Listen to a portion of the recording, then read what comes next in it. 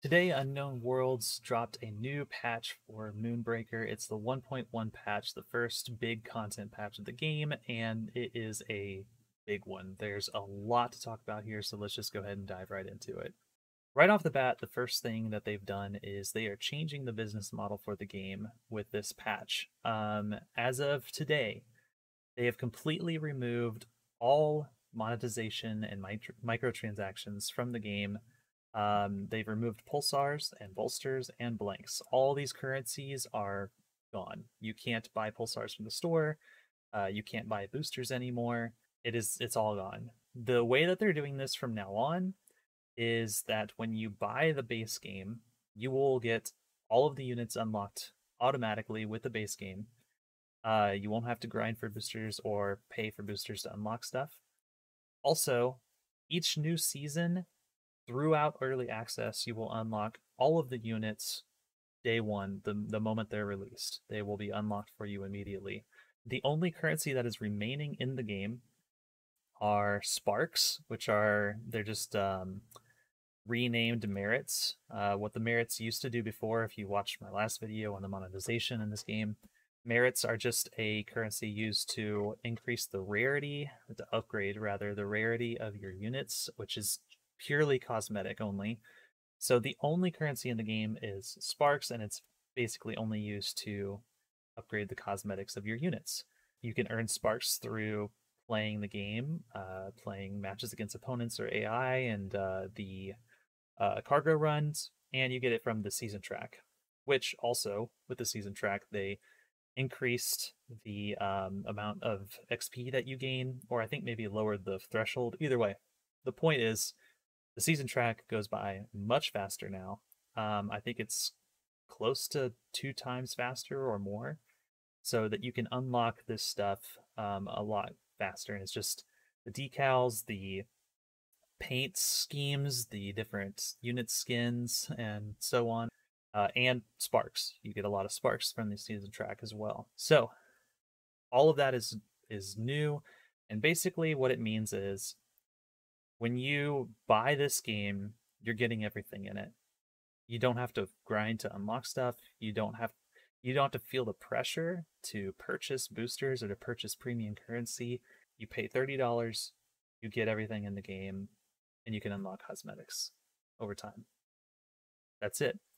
Um, it's really, really great to see this change from this developer and see them listening to community feedback. I think that they go into some of the details here about why they're doing this, and basically all this boils down to, I think it's known to everyone at this point that Moonbreaker has experienced quite a bit of skepticism and negative feedback from media outlets, reviews, Steam reviews, people on Reddit, people on Discord. It's kind of gotten a bad reputation right out of the gate, even though if you watch my last video, the free to play systems in this game were very generous, even though you probably could unlock everything without spending a dime. Even though, it wouldn't take you very long to even unlock new units. If you play regularly, when a new season drops, you'd be able to get everything you needed. All these things can be true, and it still had a very negative impact on the game and a very negative outlook. And a lot of people, even the people who were like me, who were, you know, very happy with the game and the business model didn't really bother them. Even we, and by me we I mean even I had skepticism about the future. Like when people are coming into the game years from now, are they gonna be stuck grinding a lot to get these units to get what they need to play the game? That was a big concern. Um, and the people who were against this sort of thing right out of the gate, a lot of them liked the gameplay, but wouldn't continue playing the game, or they just thought it looked like a cool game and they just weren't going to commit to it at all because they were just very staunchly anti microtransaction, which, to be fair, a lot of games do take advantage of people. So I think that this is a huge, huge change. And it just, for me, I think it buys so much goodwill back in the community. And And really, I think everyone should be happy about this. This is a great change. It remains to be seen what the game's business model will look like post launch when it releases 1.0. But for now, I think this is a really good change, and it's a good sign of like the developers are actually listening and they want their game to be played. They don't necessarily want to push greedy monetization practices. They just want to make a good game, which is really cool. And with that said, I kind of want to celebrate this really great change for this game by having a little giveaway. So if you would comment in the comment section below, just anything about the game, like what do you like about it, what do you like about the changes, what do you think of the new patch, what do you think of the gameplay mechanic changes and all that stuff. It doesn't really matter. I'll pick one of you at random, and I will send you a code for the game uh, for free. Just comment below to enter, and please don't let me know if you own the game already. And if I pick you, and that way, the game gets to somebody who doesn't own it yet. But I'll say if you don't own the game, let me know down below. Tell me what you think of these changes, and I will pick one of you to get a free game. All right, so that was the business model changes, but that is not all that changed in this patch. Oh, one thing I forgot to mention too is the Founders Pack was changed. The pulsars and blanks were removed, and now there's a new Zax skin in the game. Also, you can get a refund on the Founders Pack if you're not really happy with it. But basically, the Founders Pack now comes with 3 paint schemes and 2 unique skins for Zax and for Astra, which is pretty cool. And the Zax skin is really awesome. I'll have to show that off later. Okay, that was only one half of this video. The other half is going over the gameplay changes. Now, there's some pretty huge changes here as well. So, very first thing right off the bat, well, I guess first thing in their blog is that there's a new map. There's the Cholak map, and it's really cool. I've played a couple of games on it so far. I'll have a gameplay video with it coming out soon. And basically, it's sort of a big map with a lot of small cover places put around the map. This kind of claustrophobic in a way, like the way your units have to like weave through these different places to get lines of sight. It's a really cool, unique map that they don't really have anything like this in the game yet, so that's really cool. However, the big change, and honestly, it makes Moonbreaker an entirely new game, is that I'm going to skip over Astra changes. We'll talk about that in a minute. The big change is the bridge. So, as of patch 1.1, there is no random hand at the beginning of the game.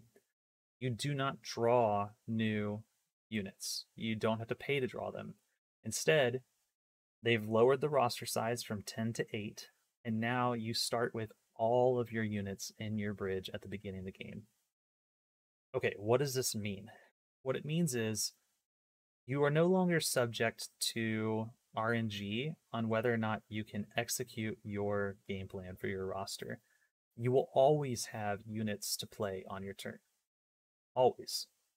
You'll never have turns where you have to spend Cinder just trying to draw into something playable.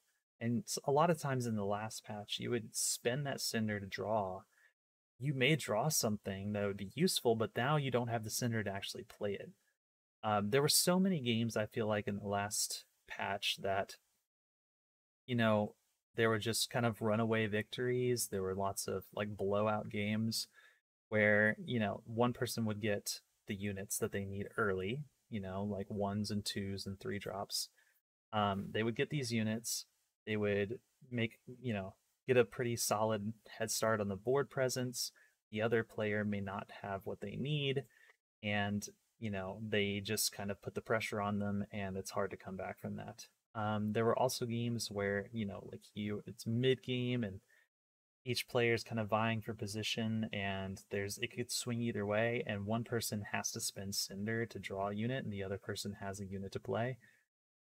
It just felt really bad. Like there were so many games that for me it made me not want to play the game anymore. Like I would play a few games and I would get tired of it and I would be like, it's too much randomness. I'm just kind of done. And I would stop playing. With this patch, now you always have units to play. Like you will never not have units until you actually run your roster dry. You will not have units as long as you build, with a slight curve in mind. You'll always have stuff to play. And then the tension comes from, do I want to play a unit right now or do I want to use my abilities right now? Do I want to invest in a better board presence or do I want to try and set up some abilities to like get some kills or like support my units that are already on the board? These kind of decisions, they did happen in the last patch. They just didn't happen often enough for me personally. I think there was too many times where you just kind of, I don't know, you were just kind of like um funneled into making decisions based on the limited options that you had. And so it didn't really feel like you were making choices, like meaningful choices. A lot of times it felt like you were just playing the hand that was dealt to you, which is fine in some games, but it really felt like to me that it held this game back because a lot of these units have such cool abilities and they have really cool synergies that you want to combo them together, and you just couldn't do it. So now with this change, I feel like you can really, really do that. And, there are some concerns from people that this will, cause a stale meta, that there will be certain openings that you do every single time. So far, that hasn't been the case for me. Like Maximus is really good. He's a great one drop. If you're being aggressive, if you're the first player and you're up against Exilia or something, like sure, drop Maximus, get that extra damage in. It's good. But it's not always the right play. I've had multiple games so far in the new patch where I actually preferred to bank that one Cinder so I can play a 3-drop guaranteed the next turn, or play something like Beatrix to put armor down against their enemy Maximus. So there's definitely a lot of counterplay. There's a lot of, adjusting your plans mid game, and I think that's really cool. Like it honestly has made the game so much more enjoyable for me. I've played maybe 7 or 8 games on the new patch so far tonight, and every one of them has been so much better. Like I can't even explain. It's so much better. There's also been a big, big, big changes to Astra. She's basically, I mean, she's not like brand new. She's still like got the same kind of vibes, but the way all of her abilities work is much different. They've changed her passive. It's no longer drawing because, again, there's no drawing. You start with your whole roster. So instead, when she kills a unit, she gets to refresh her movement. Really great for mobility. Like Astra, she can like position herself really well, which is really cool. And with Airborne, of course, she can get out of sticky situations really quickly, especially if she kills something and refresh and move again. She has a new Cinder ability, which is it's much more fair than the last one. Basically, she creates a Cinder sphere on the map, and when you touch that sphere, it destroys itself, and then it gives you a Cinder. But every turn that it's on the map, the amount of Cinder that it gives you is increased, and any unit can touch this and get it, including your opponents, which is really really cool. It like offers a little bit of counterplay. She can set up these cinder bursts, around the map. And, if the map gets away from her, or if you use like, movement abilities like Disruptor Beam or something, or Vortex, like you can pull those cinder bombs into yourself and then you get the cinder bonus, which is really cool. I think it offers a lot of counterplay, which was the big concern with Astra before. And her End of the Breach is different now too. Not much different, but it basically means like instead of paying 2 to unstun a unit, you pay 2, and the next crew that you deploy that's touching Astra will get charged, which means it basically gets rid of its summoning sickness. But it has to be touching Astra, which is really key. She can't just, drop a unit in an area around her and then unstun it and then get that extra range. They have to stay close to Astra, which is, I think, really thematic because Astra is like this leader. She's inspiring her crew. She's leading them into the breach. I think it makes more sense that they have to be close by to gain this buff, which is really cool. So, other changes in the patch. Ranged units always hit close targets within range 1. So if you're really, really close, your accuracy is basically 100%, which is really cool change. I'm not sure what range one actually means here. Um, I'll have to look into that and see. But basically, it makes ranged units, they always hit targets when they're closer. They doubled the effectiveness of soft cover and unit blocking on accuracy. This is a really big change that like is, you know, it it's subtle, but then when you start playing, you start realizing how strong it actually is. It's really good. It lets melee units hide behind that soft cover and have really solid decreased accuracy when people are making attacks against them, which lets these melee units like creep up on other units, which I think is awesome. This is a really great change. It does encourage a little bit of defensive play, but you know I think it's a good trade-off. They reduced the max crit damage from 3 to 2. They've nerfed crits before in the past. I think crits used to go up to double the unit's attack value, if I'm not mistaken. Now then they reduced it to +3. Now it's reduced to +2. So they've just been toning crits down more and more with each of these patches. And I think that's probably a good thing. They felt a little bit swingy before. They definitely still feel swingy now. I mean, crits are still really impactful. And one thing I've noticed in the latest patch that might be a bug, I mean, there's been a lot of people reporting this, is that they feel like crits are happening a little too often.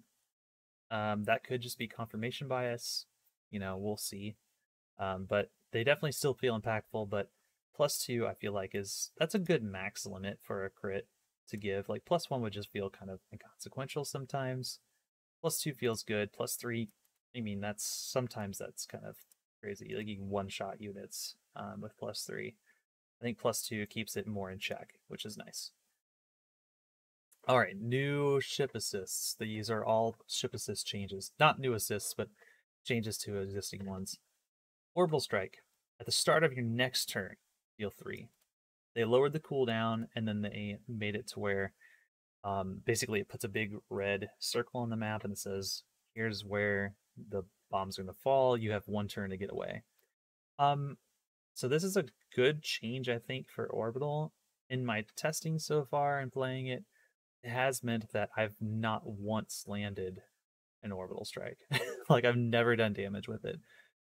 But it does have some really great utility as a deterrent or as a way to force your opponent to move in a direction that you want them to move in, which is cool, or to keep people away from you. But again, I haven't dealt damage with it at all. It does feel like a little bit like it's on the weaker side now. I think maybe they could adjust it to make the area of effect larger because it is kind of small now. I think they decreased the radius a little bit, or if they didn't, it at least feels too small because of the way that the units can just get away from it. So maybe if they increase the radius, it would feel a little bit better. Cinder Infusion is new. I mean, it's completely new. Basically, it gives a target ally this keyword, which gives you +1 cinder each turn. So for 3 turns. So instead of getting 3 cinder all at once that you can spend and then just bank or whatever, and then healing you, instead you target a unit, you give them infusion, and then that unit will give you +1 cinder for 3 turns. So it slowly ramps up. It's not a burst, it's a slow ramp, and you have to keep that unit alive. If your opponent kills them, your cinder infusion's gone. Um, Again, I think this is a really great change. It definitely feels a lot weaker than the old one, but the old one was kind of a little bit crazy. So I like this change a lot. Blink. Choosing a unit whose health has changed this turn. It used to be you could just deal 1 damage to an enemy unit or heal 1 of your own. Now their health has to have changed this turn to heal or to deal damage. The damage part of Plink is still really consistent. I think, in general, you're going to be able to trigger Plink's damage pretty reliably, unless, you're missing a lot. Maybe you got, your the thunderstorm thing that reduces your aim, or Torian or something is like making you miss, then you may not get it as easily. But in general, I think the damage version of Plink is pretty easy to trigger. The health restore is not so much. There's not a lot of ways to gain health or have your health change on your turn unless you get counterattacked. So this is good for melee units where you run in, you smack something, and then you get hit back.